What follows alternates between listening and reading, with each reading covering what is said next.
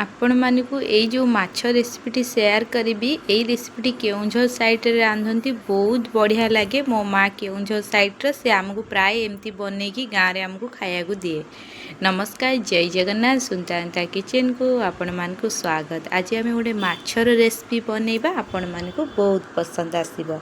प्रथमे आमे कौन करबा, गोटा मसला सब नेबा, सेम क्वांटिटी ही सेम मसला नेबा आ बहुत बढ़िया लागिबो। देसी ओए रे आमे रांधिबा खाया को बहुत बढ़िया लगी थाए। प्रथमे देखंतु गोटे मीडियम साइज रो रसुण नेइची, दिखंड दालचीनी, 4 रु 5 चिना बादाम, गोलमरिच, धनिया 2 चामच, आमर सोरिष 2 चामच, 1.5 इंच अदा, जीरा, पोस्त मु नेइची 1 चामच। ऑलरेडी मो पारे किछि पोस्त बटा थिला, सेति लागि पोस्त बटा मु कम नेइची। प्रथमे आमे कोन करिबा, माछ को मैरिनेट कर देबा। तो सेतिरे आमे हल्दी गुंड पकेबा 1 चामच, स्वाद अनुसार लूण आमे तरकारी रे परे पकेबा।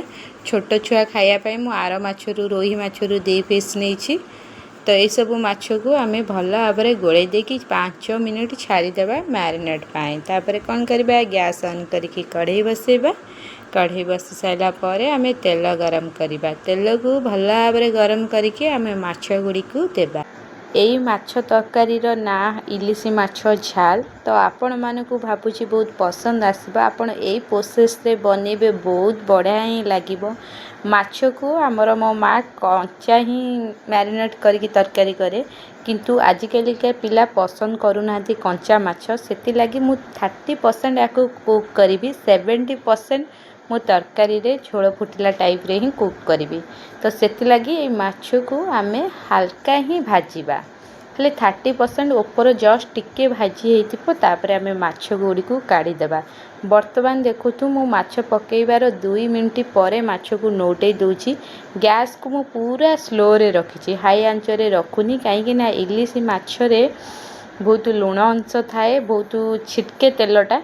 तो सेति लागि मु गैस को पूरा स्लो रे रखी कि माछ को खाली 2 मिनिट रे ही कुक करिवि, जेमिति 30% माछटा हमर कुक हबो। एबे देखंतु दी साइड माछ हमर हल्का कुक हेई आइची। एई टाइप रो ही आमे माछ को भाजीबा।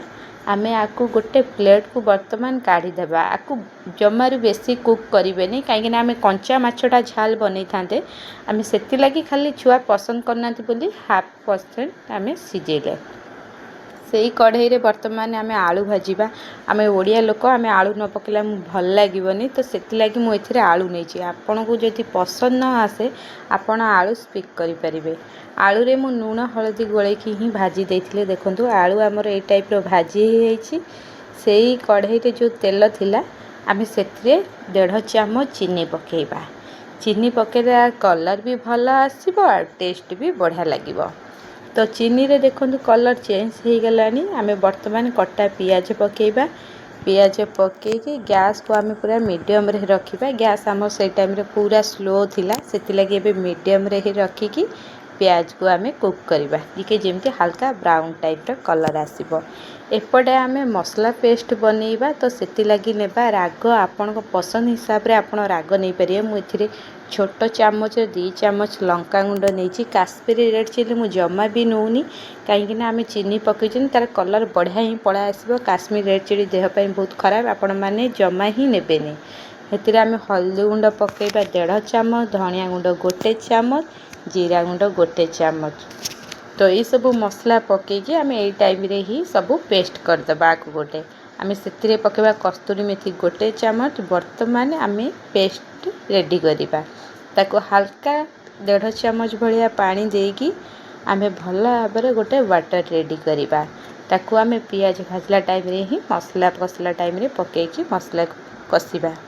एई टाइप रो ही बनेले आमे सेम क्वांटिटी पाई परिबा। तो एबे देखंतु पियाज रो कलर पूरा चेंज हो गलानी। एबे आमे जो बाटी की सब मसला रखिथिले पोस्त सोरिषर, तो ताकू देबा। आपण एथिरे जमा कला सोरिष नेबेनी, धला सोरिष ही नेबे। कला सोरिष नेले तरकारी रो कलरटा एते भल आसेना, सेति लागि मु एथिरे धला सोरिष नेइची।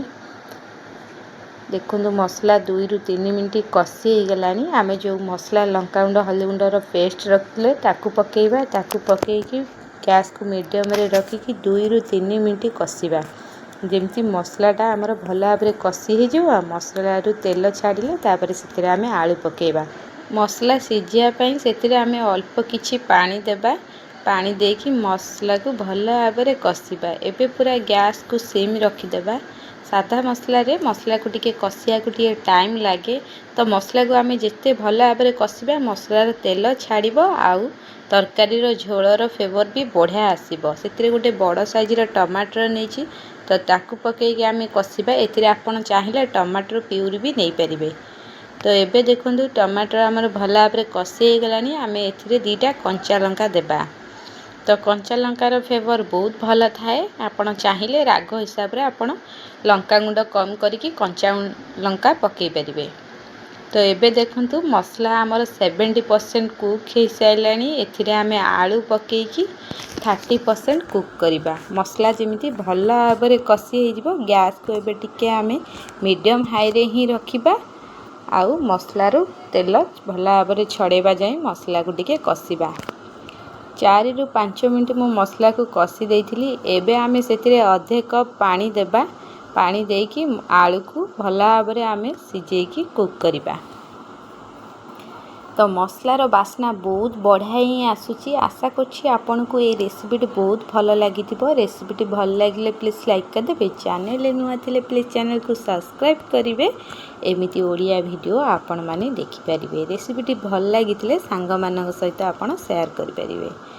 ତ ଏବେ ଦେଖନ୍ତୁ ମସଲା ଆମର ଭଲ ଭାବରେ କଷି ହେଇଗଲାଣି। ସେଥିରେ ଆମେ ସ୍ୱାଦ ଅନୁସାରେ ଲୁଣ ଦେବା। ମାଛ ଭାଜିଲା ଟାଇମ୍ରେ ଆମେ ଲୁଣ ପକାଇଥିଲେ, ତ ସେଇ ହିସାବରେ ଆମେ ଲୁଣ ପକାଇବା।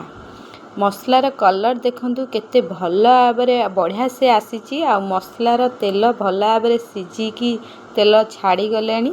ଆଳୁ ବି ଦେଖନ୍ତୁ ଆମର ପୁରା 70% କୁକ୍ ହେଇଯାଇଛି। 30% ଆମେ ଝୋଳରେ ସିମ୍ ଆଞ୍ଚରେ ବସେଇଲେ ଇଏ ଭଲ ଭାବରେ ସିଝିଯିବ। ଆଉ ମସଲାର ଫ୍ଲେଭରଟା ବହୁତ ବଢ଼ିଆ ହିଁ ଲାଗିବ ଖାଇବା ପାଇଁ।